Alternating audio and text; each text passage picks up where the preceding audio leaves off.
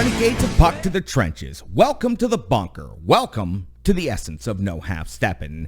I'm your host and captain, Crazy Charlie Saunier, and before we get started on the No Half Steppin' off-season Predators and hockey coverage, let me direct you to renegadesofpuck.com. Doing a lot of great work over there at renegadesofpuck.com. Once you go to the website, you'll be able to click on that merchandise link. We ran an incredible 20% off sale all last month, so I hope you got in on that deal. But if you didn't, you can still get in. We've always got deals rotating there in our merchandise store. Of course, you can check out the t-shirts, the regular t-shirt, the Pride t-shirt, and all of the other special event t-shirts. We have new t-shirts coming soon. We also have now over 83 total items with our logo on it, because remember, the Renegades of Puck have sold out so that you can buy in. So we sure would appreciate if each and every one of you would go and pick up some brand new merch over the summer as we head towards a brand new season of coverage.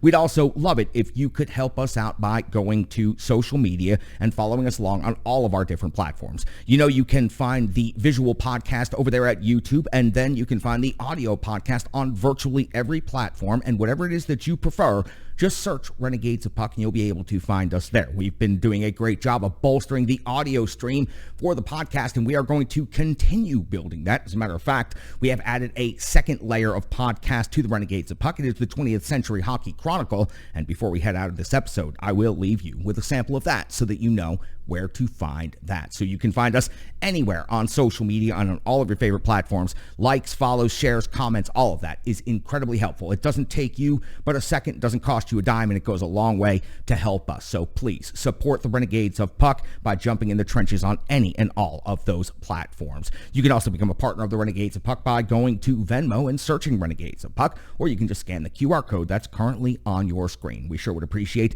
any donations. From the smallest to the largest, they go a long way to helping. As you can see, we've upgraded the bunker significantly since the last time you've seen us. We've been able to launch new projects, and the summer of No Half Steppin' is well underway. So we appreciate each and every one of you. Stick taps, love, and respect for the donations that we have received over the summer. It has helped tremendously. I sure am thankful and appreciative of each and every one of you Renegades for jumping in the trenches with the Renegades of Puck. This is operation number up there in the corner right now, and show number up there in the corner right now, because I forgot to write down what number show it is. So we continue to move on here from the bunker and present to you the off-season No Half Steppin' hockey coverage. Now listen, the Nashville Predators last season finished with a record of 45-30-7, 97 points. That was fifth best in the Central Division, and they did qualify for a playoff spot in the Western Conference as the wild card number 2 team, which meant they had to face off with the number 1 seed, Colorado Avalanche. Everybody remembers it did not go very well as the Nashville Predators suffered their first ever franchise sweep in a best-of-7 series.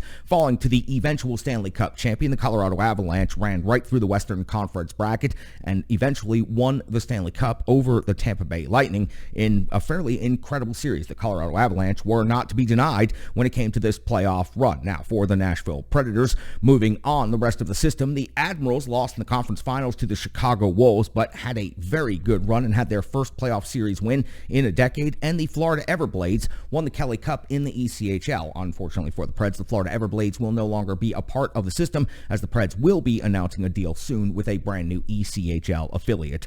Personally, I would love it if it would be the Greenville Growl, giving me an opportunity to go full circle all the way back to where I first started covering hockey 25 years ago. Now, for the Nashville Predators, there were a couple of things that stood out this season. Their goal differential was plus 14. They scored 266 goals on the season. They gave up 252. They were able to accomplish 20 victories both on home and road ice. On home, they were 25-14-2. On the road, they were 20-16-5, and there were considerable franchise records on the offensive side of things. Of course, the captain, Roman Josi, who was a Norris finalist but did not win the award, 23 goals and 73 assists for 96 points. Matt Duchene, 43 goals and 43 assists, 86 points. 43 goals is the new franchise record. 96 points for Roman Josi is the new franchise record there. 73 assists is the new franchise record. Philip Forsberg is also a 40-goal scorer as a Nashville Predator, 42 goals, 42 assists for 84 points. Mikhail Granlund finished the season with 11 goals and 53 assists for 64 points.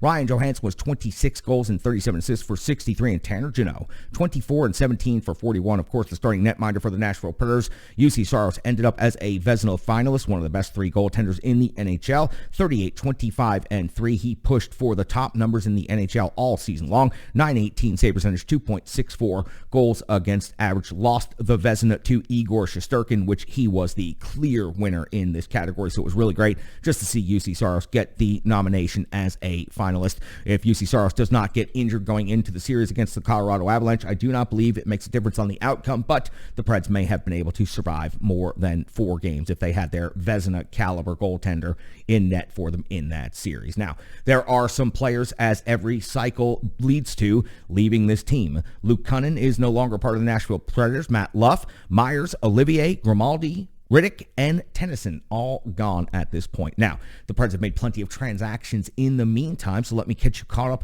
on several of those things. On the 8th of June, Lauzon was signed to a 4-year contract. Of course, the Nashville Predators made a deal and got him from Seattle, and now he is locked up for the next 4 years. Promising what we had to see, but it was a very small sample size, and then he was injured, unfortunately, at the end of the season.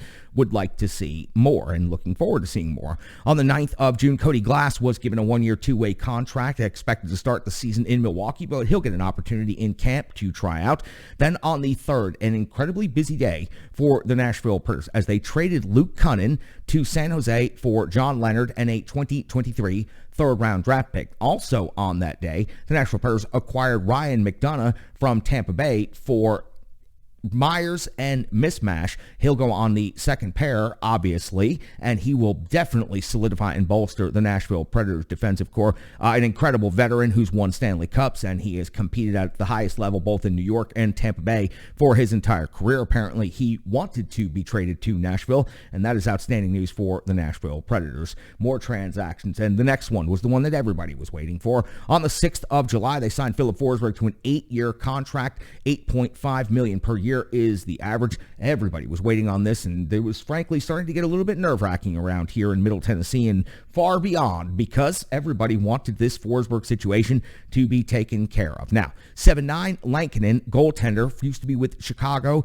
signed multiple AHL players, all signed on that day. On the 10th, Zach Sanford was signed to a 1-year contract, and Tommy Novak most recently has been signed to a 1-year, 2-way contract. Tommy Novak, I thought, played very well at the beginning of last season, and I felt like he just didn't get the opportunity after suffering that injury early in the season. But Tommy Novak coming back to the Nashville Predators, and that is absolutely outstanding news. Now listen, I did mention a goaltender signing in there. Lankin, that used to be with Chicago, is now signed with the Nashville Predators on a 1-year deal. We see that they have moved away from their former backup goaltender, David Riddick, who frankly did not put up effective numbers last season and especially could not be relied upon late in the season. So for the Nashville Predators, we all know UC Soros is going to be the starting goaltender coming up this season. He was a Vezina finalist, and when healthy, he is capable of defeating any team at any level in this NHL. So for the Nashville Predators, what are they going to do at the backup? We know that Connor Ingram is a bit of a fan favorite and certainly performed very well as the Admiral starting goaltender over the last couple of years. Devin Cooley has been re-signed.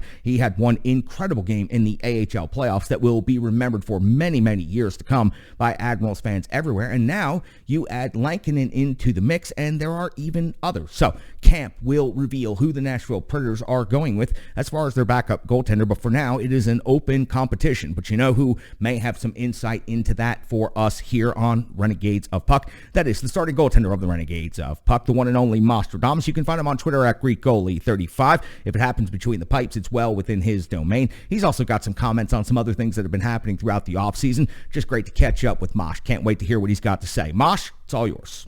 Thanks, Charlie. It's great to be back here on Renegades of Puck TV. It is the offseason, and thus far, I would say a pretty successful offseason for the Nashville Predators.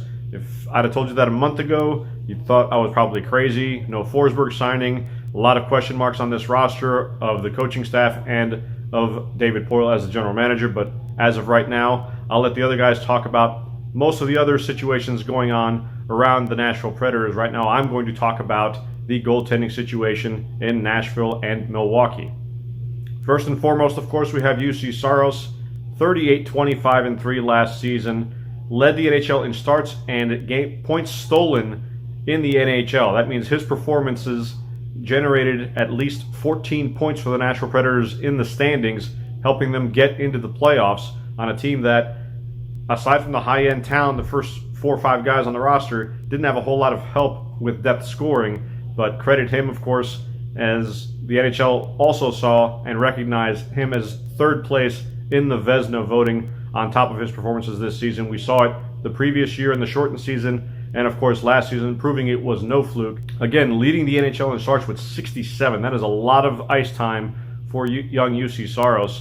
Third in the Vezina voting, of course, he's going to need more rest this coming season and going further. You don't want somebody to play 65 to 70 games all season, all year round for several seasons in a row. He's going to get worn out. So, David Rittich, thanks for the one-year memory, but David Rittich, of course, will move on to maybe not so greener pastures. He's going to be the backup up in Winnipeg now after I would say, very unsuccessful season as the Nashville Predators backup goaltender. Not a whole lot of confidence from John Hines and the rest of the coaching staff to put him out there more than 15 times. Enter Kevin Lankin. Kevin Lankin, of course, came out of nowhere over the last couple of seasons, played for Chicago, played on a very bad team in Chicago too. So I understand. I haven't been that active on Twitter, but I do see people's concerns with Kevin Lankin. Why would you sign a guy to a one-year, $1.5 million contract who was 8, 15, and 6 last season? He's on a bad team, a terrible team up in Chicago. They tried to make some moves to be a competitive squad, but as we saw this past summer, the Chicago Blackhawks are in full rebuild mode, and of course, Kevin Lankin not going to be the guy that's going to backstop a team to a playoff spot. .891 save percentage, 3.5 goals against. Not good numbers, but again, terrible team in front of them, especially defensively. They gave up the most shots on goal in the NHL, which is saying something considering some of the bad teams that were out there.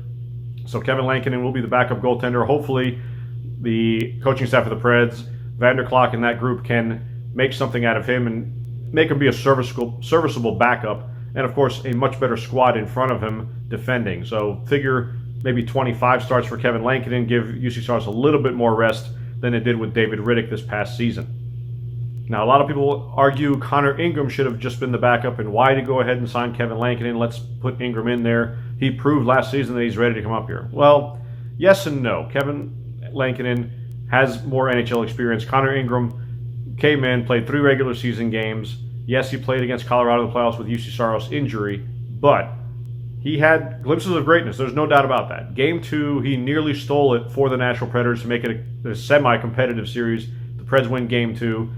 Obviously they don't get swept, and you don't have this major backlash coming from the fan base after the season is over. However, you give up. He gets sent to Milwaukee, of course, after the Predators season is over, and actually got replaced in Milwaukee as well. So again, we have not seen enough of Connor Ingram consistently to say he's far and away the backup goaltender in Nashville going forward. So give him another season in Milwaukee. Let him continue to grow as a goaltender there. We saw it with Pekka Rinne. Pekka Rinne did not see NHL action, hardly a sniff of NHL action until he was 26. Connor Ingram, 25 years old. So again, don't be too hard on Connor Ingram being in Milwaukee right now. Kevin Lankin is a one-year project. We'll see if the Preds can salvage him for a season and give UC Soros a little bit more rest. Then next season, I think, is when you're going to see the true spot for a backup goaltender in Nashville. UC Soros, very, very reasonable $5 million contract on the books for the next few seasons. Who's going to be his backup for the 2023 season? Well, Connor Ingram is certainly lined up for that. He'll be a restricted free agent. And of course, all the talk is about Askarov. Askarov, of course, just 20 years old, has had a fantastic camp in Nashville.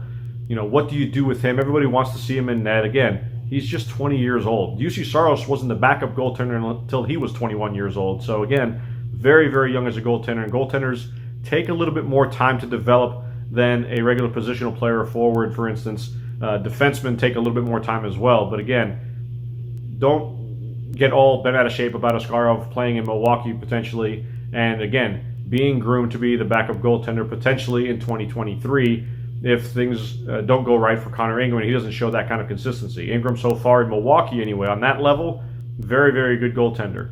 Has not seen it at the NHL level as of yet. So again, if Askarov proves in Milwaukee that he's the real deal, do not be surprised if you see Connor Ingram be a potential trading chip for another team looking for a backup goaltender going into the future. Askarov, potentially at 21 years old in 2023, could be the backup goaltender to UC Soros. So again, lots of movable chips in this Nashville Predators organization. Goaltending, again, Lankin is a one-year guy. Have him as the backup, maybe 20 to 25 starts to give Soros a little bit more rest than he had last season.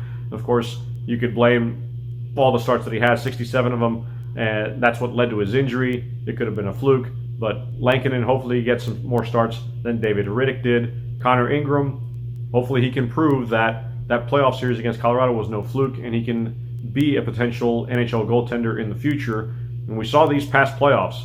Sometimes you will need 3 legit goaltenders on your roster to compete in the playoffs. We saw that many teams in the playoffs were digging into their minor league programs to get an NHL starter come playoff time, and that's a tough spot to be put in. But you go with Soros, Lankin, and then Connor Ingram, who does have some experience, of course, in the playoffs after last season. You can roll those guys out there and potentially get a good series out of any one of them. So, goaltending situation right now, at least the top 4, looks very, very solid for the Nashville Predators, both now and going forward. Charlie, take it away. You can find him on Twitter at GreekGoalie35. You can also watch him right here on Renegades of Puck TV. He is the one and only Nostradamus. If it happens between the pipes, it's well within his domain, and I can't wait for him to get the opportunity to discuss Askarov a whole lot more on this upcoming show right here. Now, I did not mention Askarov as potential backup goaltender. We are not in that type of conversation yet. We just got a chance to watch him, and this is the perfect segue to the next segment. We just got the opportunity to watch him for the very first time here on North American ice at Nashville Predators development camp. Got to spend 5 consecutive days out there watching the players out there on the ice, working on skating, working on basics, working on basically everything, and it all culminated in the prospect showcase game where Askarov did pitch a shutout in his half of that game that he had the opportunity to play in for the blue team. Let me run down a couple of other things. In this development camp was this year's first round draft pick and the rest of the draft class as well. But Joakim Kemell was picked 17th overall. Picked could have been as possibly as 3rd highest in the NHL draft this year, but he fell all the way to 17, and the Nashville Predators were able to scoop him up. Yes, he's undersized at 5'10", but he is tenacious, he is smooth, and he is a finished sniper. His shot is definitely what stands out. 22 goals in 38 games. Paid a lot of attention to him during development camp. Had the opportunity to watch him up close and personal. He had a shootout opportunity that was as smooth as can be against Askarov. As a matter of fact, let me take you to that right now.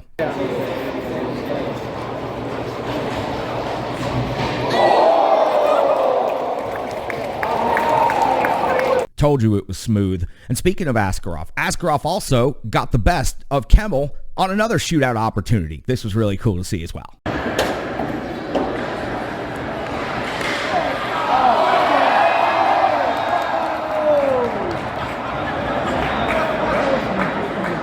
Well, listen, there was no player under the microscope more interesting to watch than Askarov at this development camp. Every Nashville Predators fan wants to know, is he the real deal? Is he the future phenom of this Nashville Predators franchise? Is he who will eventually take UC Soros' job down the road several years from now? I had an opportunity to watch Askarov up close, very close. I got a lot of good tape on him, and I'm just going to show you a great montage of some of the things that we got to witness over the couple of days of development camp from the perspective of the brand new goaltending phenom for the Nashville Predators, Yaroslav Askarov. I hope that you take a moment and watch these clips.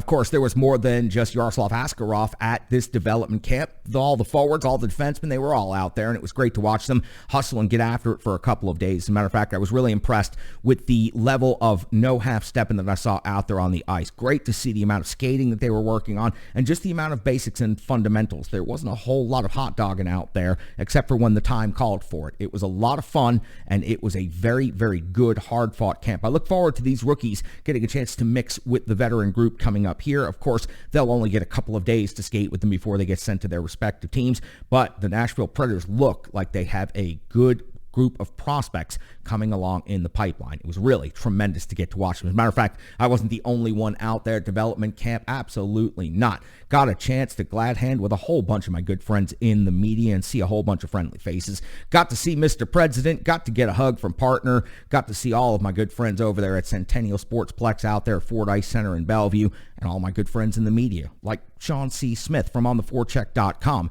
Had a chance to talk with Sean a whole bunch this week, and Sean has a whole bunch of his own opinions and perspectives on everything that he saw at camp involving some of the same players that I've been discussing with you. So let me throw it over to Sean C. Smith right now from ontheforecheck.com. He's got the intel that you need to know, and he's right here in the trenches with the Renegades of Puck. Take it away, Sean. Thanks, Charlie. Hey, Renegades. Long time no see. It's Sean C. Smith back to talk to you again. Want to talk a little bit about development camp. And the biggest thing I'll say is I was able to make it to 3 of the 4 regularly scheduled events, and that was great. I did miss out on Thursday, but I did make it to the Prospects game.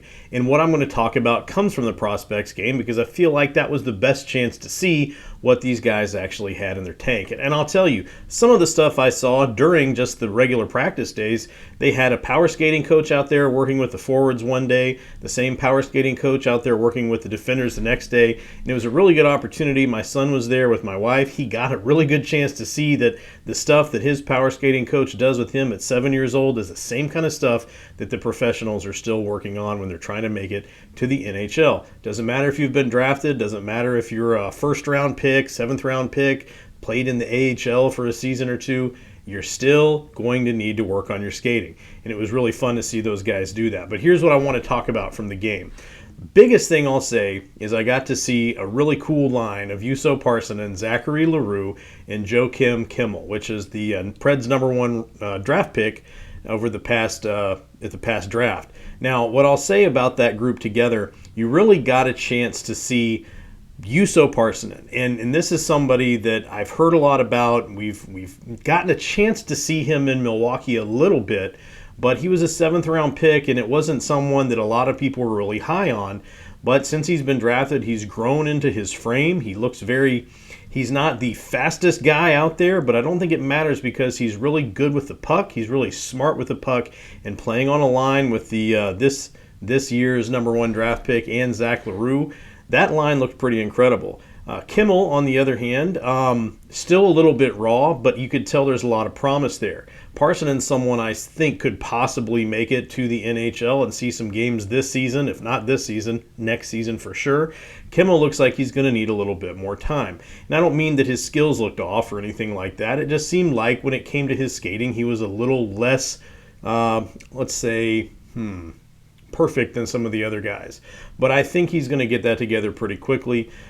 He still has a while to play overseas before he comes to America anyway, so that's something I think will get worked out. The important thing to remember is, hey, this guy is 18 years old. They're young, they're kids. They're not that much older than my own children, so they are still kids. They still have time to get a lot better. And again, everybody's working on power skating. They're going to get better.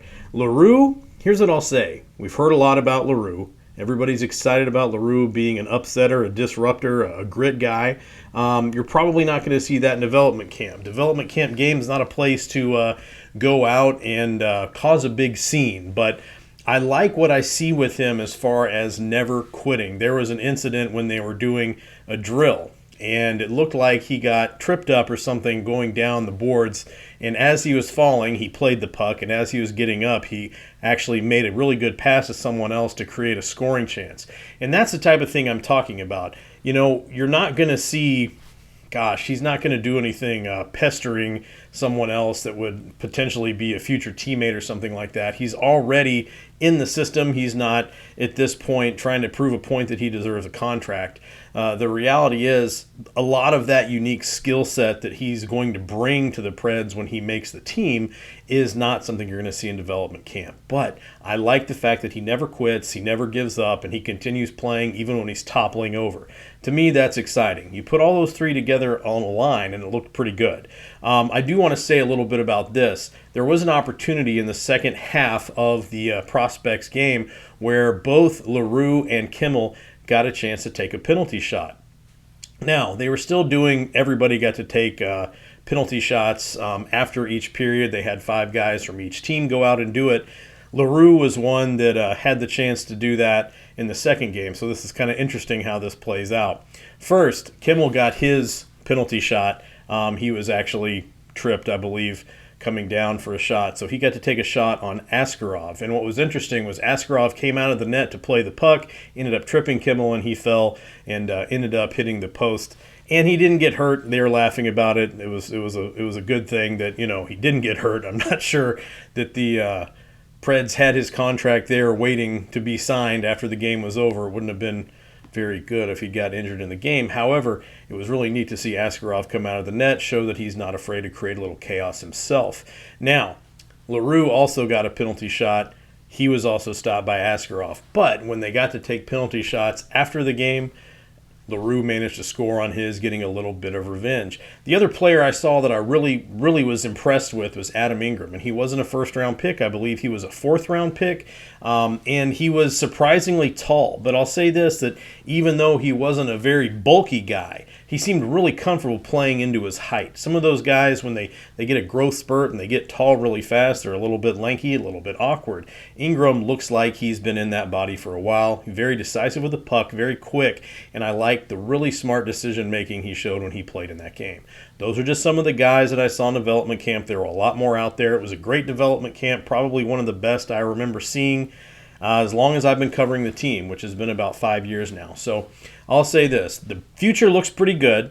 If you didn't get a chance to check out development camp, then maybe you'll get a chance to see some of these guys in the AHL or potentially on the Predators this season. The name I want you to look out for is Juuso Parssinen. If you see him coming up, expect big things. Charlie, that's all I got. I'm going to send it back over to you. You can find him on Twitter at SCSOTF. You can read his work on theforecheck.com. And, of course, you can watch him right here on Renegades of Puck TV. You can also catch him with Alex Daughtry. They do a really good job over there on their podcast. Sean is a rock star when it comes to coverage of the local hockey scene. And Daughtry is, too. I got a chance to hang out with him a little bit over at development camp. Got a chance to see a whole lot of friendly faces. It was a lot of fun seeing all of you fellas and seeing all of you ladies and being out there and having a good time talking pucks and hanging out and having a good time. It was a lot of fun. So that was Sean C. Smith. We've heard from Mosh. Now, we need to talk about where the team is moving from here. That gets you caught up through development camp. A whole lot of great video right there. It sure was great to be out there. And I'll have one final thought on development camp before we wrap up this show. But let's talk about what is now moving forward. So, the most recent news for the Nashville Predators. Jakob Trenin has filed for arbitration. No, there is no reason to panic over this situation. No panic, Yannick. Yannick Trenin is going to more than likely sign back with the Nashville Predators. He deserves a bit of a raise. He is a really good, strong, overall hockey player, and the Preds would be foolish to not just match the demands that the arbitrator puts in front of them. I think that they'll be able to come to terms with this. They'll be able to sign. And remember, the Preds can still sign Trenin before he goes to arbitration for these meetings. So here's one that is definitely a curious one to me. David Ferentz not offered a contract. Now, I'm not ready to label him a first-round bust, but, when you let a first-rounder walk and you don't even qualify him with an offer, something's wrong there. Ferentz was one of the big watches at camp last year, and it looked like he was getting ready to take that next step, but he has so far not developed as quickly as the other defensemen around him. All you have to do is point to the example of Alex Carrier, who easily surpassed Ferentz and now is starting on the top unit with Roman Josi in the NHL, consistently 20-plus minutes a night. There have been others that have come up for the Nashville Predators. So Ferentz was kind of getting lost in the system, and now it seems that the Nashville Predators are ready to get lost of David Ferentz. So we will continue to track that right here. And you know who's tracking a whole lot of this information when it comes to free agency, when it comes to what's going on with the Nashville Predators? The Preds need a second-line winger. Who are they looking at? They need a backup goaltender, who really is going to be the backup goaltender? Is it one of this myriad of players that they've brought into camp to try out for the backup spot, or is there someone out there that David Poile is going to go ahead and grab up right before the beginning of the season? So we will have to find out. The preseason isn't until September the 26th, so we've got a little bit of time. I'll give you the schedule, the update, the rundown on that here in just a minute. But first, I want to hear from Brian Baston. Brian is from ontheforecheck.com. You know Brian. He's over there running the analytics desk for the Renegades of Puck. He's got the numbers you need to know and the charts you need to see. And I sure do appreciate Brian taking some time to jump in the trenches with the Renegades of Puck. Here's Brian right here. Thanks a lot, Charlie. It's good to be back in the trenches with you. Even though the Predators season has been over for some time now, it doesn't mean that nothing has happened, despite what it feels like in free agency. So let's take some time to go over what the Predators have done so far in free agency and how it affects the team and what possible options are left on the table for Nashville. Of course, I would be remiss if we didn't start with, of course, the biggest story of all last year, Filip Forsberg. The Predators did announce that they got him signed to an $8.5 million deal over 8 years, and a lot of that holdup we saw was due to Filip Forsberg wanting a no-trade clause and no-movement clause, much like David Poile awarded to Matt Duchene and Roman Josi. Fortunately for Forsberg, he was able to get those and signed basically under what a lot of people projected him to get. I think Evolving Wild, I believe, projected him at an 8-year, $9.3 million contract. So the Predators got great value. Now, the question is we look at those projections, but how does that value turn out for the fans and what the team's going to do in the ensuing years? Obviously, we know that Filip Forsberg is coming off of a career year with career highs in goals, points, everything else. He was over a point per game player with Roman Josi and Matt Duchene, and was perhaps the most dynamic forward on the team alongside Matt Duchene. You know, obviously, again, that he is the career franchise leader in goals. And so this was a guy that it was important for David Poile to get locked up. And despite what they might have said, they probably did have some backup plans. But I firmly believe that both Filip Forsberg and the Nashville Predators' first goal was to remain with the team and be on the roster for the long-term future. And that's what we got. Again, obviously, Filip Forsberg is not a young player by NHL standards at 27 years old, and so this contract will expire when he's just the ripe old age of 35, which I promise is not old, I promise. But, you know, again, even if Filip Forsberg can't replicate this breakout season that he had this season, you know, scoring over 40 goals, Filip Forsberg is a guy that could probably contribute 30 to 35 goals in a season at a point per game pace. And that's something that's extremely valuable. Even The Athletic had him ranked as the second best unrestricted free agent on the market behind Johnny Gaudreau. So Nashville got him locked up, and so that top end of the team in the forwards, that top line, should be settled for a pretty long time, with Forsberg and Duchene anchoring with Mikael Granlund, Ryan Johansson, and so on. So that's the good news. The bad news, if you want to call it that, is exactly what else the Nashville Predators have done in free agency. Now, obviously, there were a handful of players earlier in the spring where Nashville signed them to entry-level contracts like Navin Mutter, Jakim Kondelik, Spencer Stastny, Adam Wilsby, of course, Yaroslav Askarov, and Marcus Nurmi. But since that point in time, as free agency opened and the draft started to loom, Nashville's been busy as it comes to free agents. Unfortunately, only a handful of those are guys that are going to contribute at the NHL level.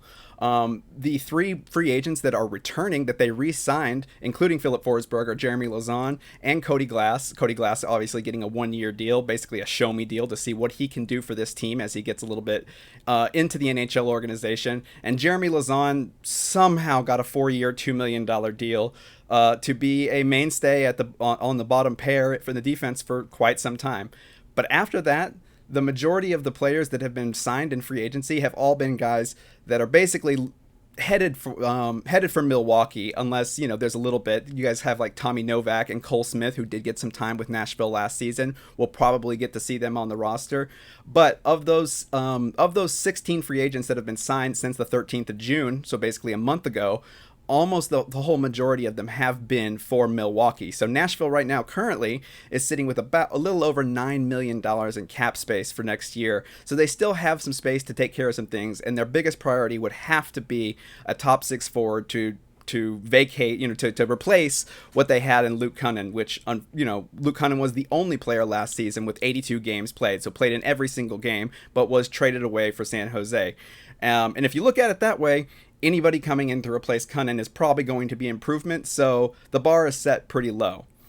We also saw a handful of trades in that time period. Obviously, we saw that Luke Cunnin was traded to the San Jose Sharks for John Leonard and a third-round pick. John Leonard did sign his contract today.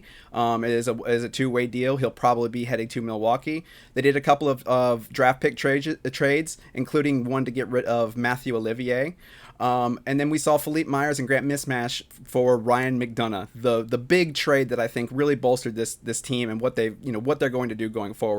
With McDonough, he's an excellent player. We've talked about him a little bit before, but he is somebody that we can slot in on the second pair alongside Matthias Ekholm, and it should provide a really, really solid, top pair and second pair for the defense. So again, with McDonough, there's a lot there. He brings a veteran presence. He's got two Stanley Cups on his resume.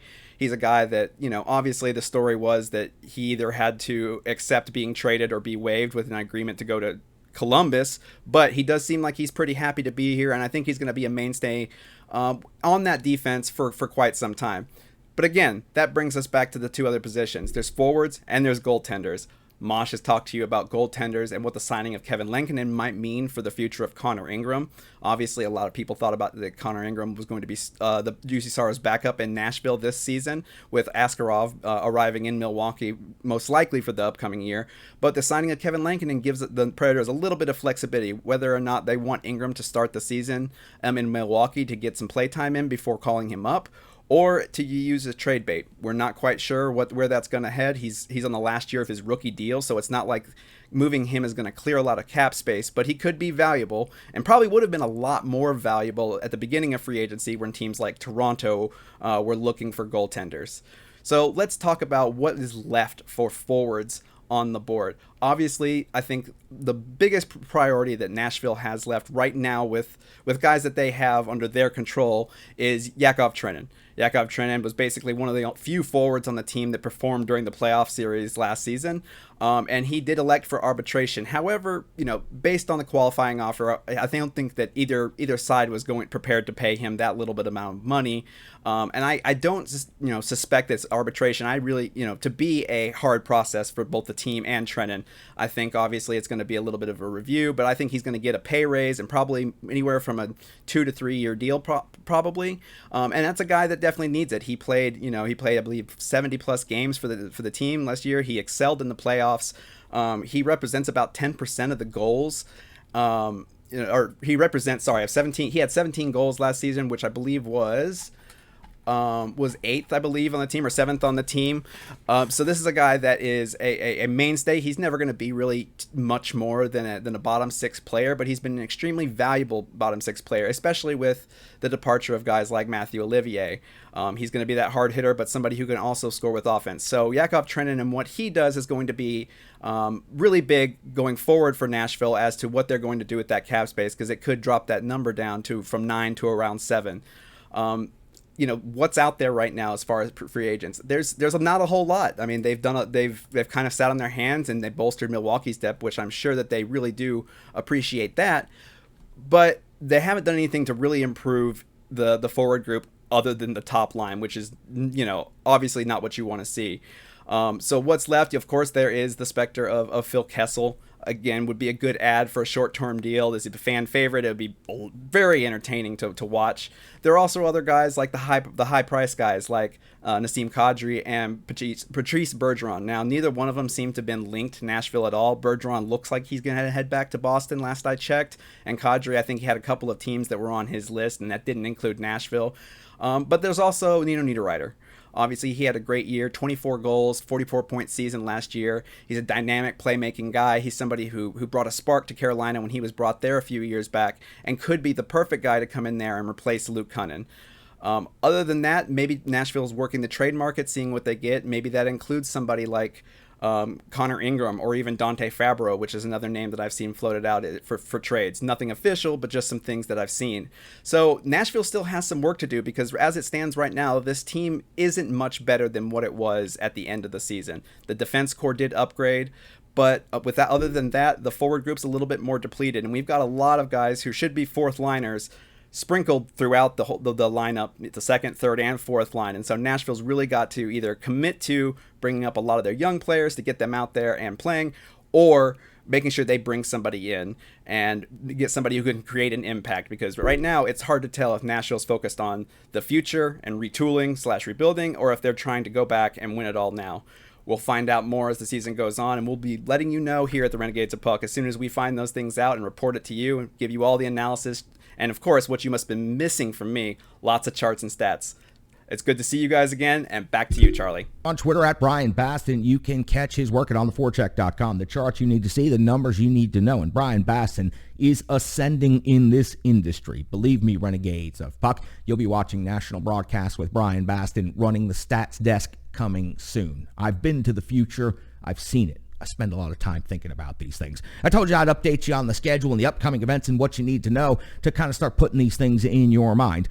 For the Nashville Predators, I mentioned preseason is going to start September the 26th. It's going to run through October the 3rd. Now, this is a special preseason. It's 5 games. Game number 5 is going to take place in Bern, Switzerland. That is going to take place against SC Bern, so that is going to be incredible. That is going to be a great exhibition game right there. 4 standard preseason games before they head out on the road trip to open up the regular season on October the 7th and October the 8th versus the San Jose Sharks in Prague. The Nashville Predators will finally get their opportunity to go on the international series. Of course, that was wiped out like many things in the sports landscape and many things in all of the world during the COVID pandemic. So now the Nashville Predators will get their opportunity to go overseas and play an exhibition game and then a couple of regular season games to start the season in Europe, and that is going to be simply incredible. The number of players that are from that area, local boys doing good, getting a chance to come home, the crowds are going to be absolutely incredible and electric, and this is going to be fairly different than when the Nashville Predators went and played in Japan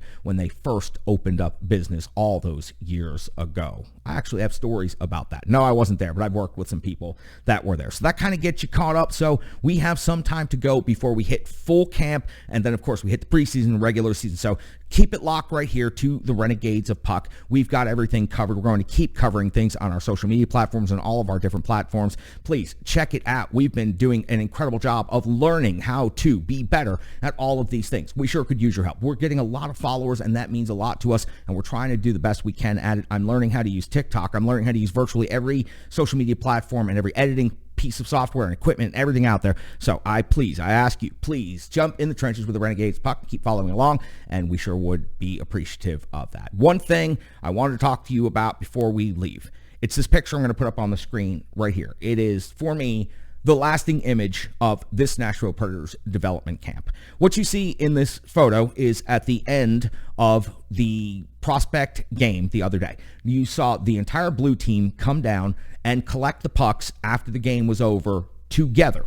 Last year at development camp, I watched Philip Tomasino go down to the end and collect the pucks with a bucket almost by himself each and every session. And I knew right then and there, Philip Tomasino had the leadership skills and was well enough equipped to move up to the next level and get his opportunity to prove himself as an NHLer, which he went on to do last season quite successfully. Could have cashed in on a couple of more of those breakaways early in the season. Still a very, very good, solid rookie season at the NHL level. This year, I watched the entire prospect camp go to pick up pucks. No, it's not necessary, and no, they certainly all can't pick up pucks to put in the little 5-gallon bucket. But what I watched was all of those players gather around, group around, and work together to achieve a goal. Small goal as it is, every hockey team has to go clean up those pucks. And I was damn glad to see the entire team go over there and work on it together. That is the sign of a culture that is thriving. That is the sign of a prospect group that is going to go on to do special things. I very much look forward to tracking these particular prospects as they go back to juniors and as they eventually gel together in Milwaukee.